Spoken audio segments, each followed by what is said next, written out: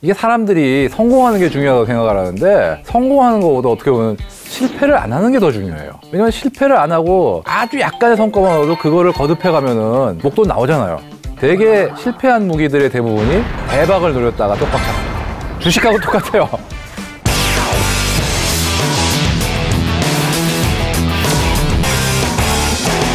오늘은 야심차게 만들었다가 쪽박찬 실패 무기 한번 쭉 나가보겠습니다. 흔히 얘기하는 게 나의 실패는 성공의 어머니라고 그러죠. 그러면 남의 실패는 뭐라고 할까요? 꿀맛입니다. 이게 나하고 관계가 없는 실패를 보면 그렇게 재밌어요, 사실은. 그래서 참 야심차게 만들었다가 쪽박찬 많은 무기들 혹은 역사를 바꿀 뻔했지만 아쉽게도 사라져버린 실패한 무기들 얘기를 한번 보겠습니다.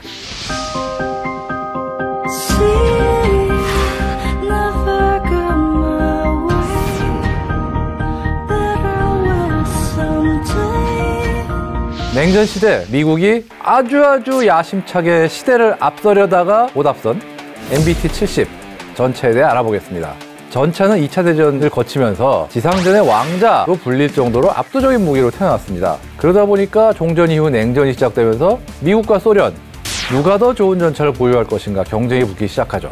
1960년대까지 미국은 M46, M47, M48, M60 등의 전차를 잇따라 선보였고 이에 맞서 소련도 T-44, T-54, T-55, T-62 등등등 정말 20년도 안 되는 시간 동안에 뭐 헤아릴 수 없이 많은 종류의 전차를 만들었어요. 벌써 흔히들 중국하면 우리는 인해전술을 떠올리죠.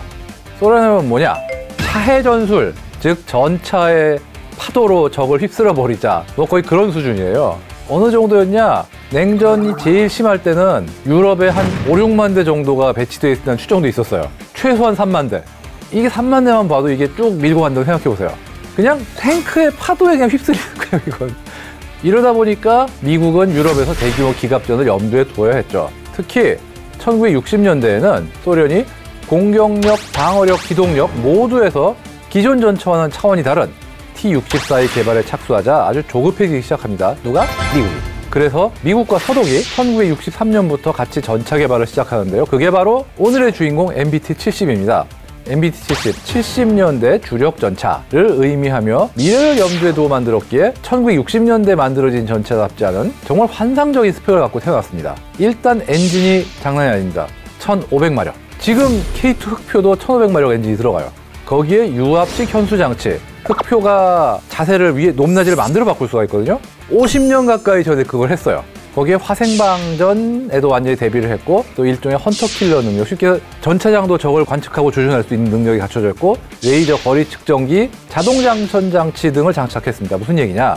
60년대만 해도 전차들은 레이저가 아니었어요. 거리를 재는 방법이. 그때만 해도 뭐 두 개의 프리즘과 렌즈를 이용한 양안식, 광학식 거리 측정기라든가 지금 기준으로 원시적인 걸 많이 썼는데 그 원시적인 것밖에 없던 시절에 레이저 거리 측정기를 다루기 시작한 거죠. 거기에 자동장전 장치. 지금 흑표는 장착을 했지만 흑표보다 50년 가까이 전에 만든 거라고 생각해보세요. 거기에 사람이 아니고 기계가 장전을 한다. 대단한 거죠. 심지어 주포도 필요하면 그냥 포탄 쏘았다가 미사일로 쐈다가 이거 뭐 완전히 괴물이야, 괴물.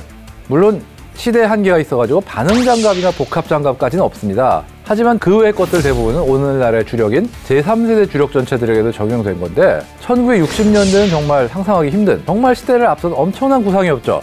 MBT-70. 세상에 나오기만 하면 이론상으로는 지구상에 대적할 적은 없습니다. 그런데 결과적으로 왜 실패했을까요? 일단 두 나라가 같이 한다라는 것부터 꼬였어요. 미국은 인치법 쓰잖아요. 근데 독일은 미터법. 이러니까 어느 걸 쓰냐 그것 가지고 싸웁니다. 연구 단계에서 그것부터 의견이 충돌하고 이후 이제 포탑은 뭐 어떻게 할 것이냐, 주포는 어떤 방식으로 할 것이냐, 뭐 장갑은 어떻게 할 것이냐, 모든 분야에서 서로 싸웁니다. 쉽게 해서 ROC, 즉 요구 조건의 출제자가 누구냐가 문제인데 그냥 한 나라가 하는 거면은 혼자서 뚝딱뚝딱 잘 정할 텐데 둘이 맞춰가지고 하려니까 장난이 아니게 꼬인 거죠. 그래도 1968년 4년 지나서 시험용 시제차가 완성됐는데 야심찬 이 프로젝트가 거기서 중단이 됩니다. 요즘 주력 전차들의 기술을 40몇 년 전에 구현하는 거 쉬운 일이 아니었다. 그게 문제였죠. 또 양산이 이루어진다 해도 가격이 문제였습니다. 그야말로 미친 가격. 얼마냐? 대당 약 100만 달러인데 지금 100만 달러로 탱크를 만들 수 있다면 막 사람들이 막 나도 살게 막 할 거예요. 문제는 100만 달러 50년 전입니다. 그때 아마 우리나라에서 아파트 한 채 얼마였더라? 몇백만 원? 그 정도? 뭐 엄청 쌌죠. 화폐 가치가 완전히 지금과 기준이 달라요. 그때 주력인 M60A1 같으면은 15만 달러인가 13만 달러인가 그렇게 비싸질 않았어요. 그 다음에 M60A2는 정말 그 당시 기준으로 그저 이때 이 물건도 비싸다고 말이 많았는데 그게 22만 달러밖에 안 했고요. M1 에이브럼스는 1979년에 75만 달러였어요. 거의 13년, 14년 정도의 격차 나는데 70년대 또 물가가 엄청 올랐거든요. 그런데도 75만 달러라는 거는 정말 MBT70이 굉장히 비싸다는 얘기예요, 진짜. 그래도 성능이 좋으면은 이런 거 써야 되지 않겠냐 이렇게 얘기할 수 있겠는데 전차 같은 무기는 성능과 수량이 둘 다 고려해야 될 대상이 됩니다. 예를 들자면은 2차 세계대전 당시에 독일이 타이거라든가 판터 같이 정말 괴물급 전차들을 만들었잖아요. 1대1로 정면에서 붙기만 하면은 뭐 셔먼이라든가 T-34 같은 전차를 혼자서 10대, 20대 친구를 다 박살내고 이런 기록도 많이 있거든요. 그런데 결국 전쟁에서 이긴 건 누구예요? 소련하고 미국이잖아요. 왜냐? 물량 앞엔 장사가 없거든요.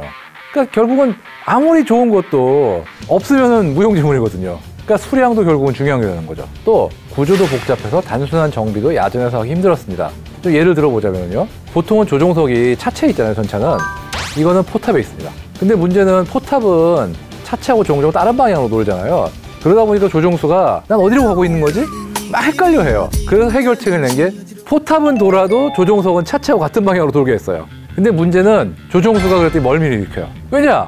이 향한 방향하고 내 몸이 향한 방향이 바뀌니까 자꾸 막 어지러지라고. 그 또 회전하는 조종석을 만들다 보니까 이게 또 구조 가격도 엄청나게 올라가고 아주 막 환장하는 거예요, 진짜.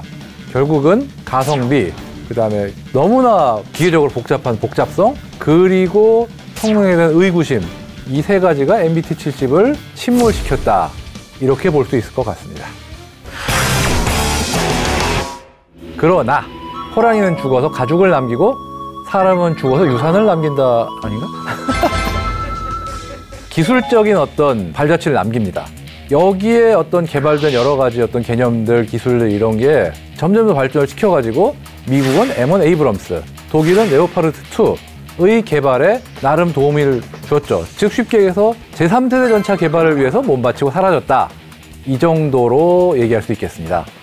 이게 어떤 양국이 자체 개발, 독자 개발을 하기 위한 꼼수로 서로 미루고 그런 건 아니었을까요? 그 정도까지 생각은 안 미쳤을 거예요, 아마. 원래 생각은 이것도 MBT70도 둘이 개발비를 같이 부담하면은 부담이 적지 않을까 이런 아주 순진한 생각에서 한 건데 이게 예산이 전략적인 거죠. 더 써버린 거죠. 이렇게 제대로 완성도 못 해보고 역사 속으로 사라진 비운의 괴물전차 MBT70. 그러나 이걸 그렇게 실패라는 것에 집착해서 볼 수는 없습니다. 왜냐? 이 기술들이 모이고 모여서 결국 M1 에이브람스 혹은 독일의 레오파르트 2 같은 전차 세계를 양분하는 최강의 전력이 만들어지는 밑거름이 됐기 때문이죠. 때문에 저 홍편이 말씀드리는 MBT70의 교훈은 기술의 발전이라는 측면에서라면 실패라는 거는 조금 다르게 볼 필요가 있다. 이게 저 세상에서 MBT70이 굉장히 좋아할 것 같네요. 이게 꿈에 나오는 거 아니에요? 막 고맙다 그러면서. 찾아와 제잘 되던 너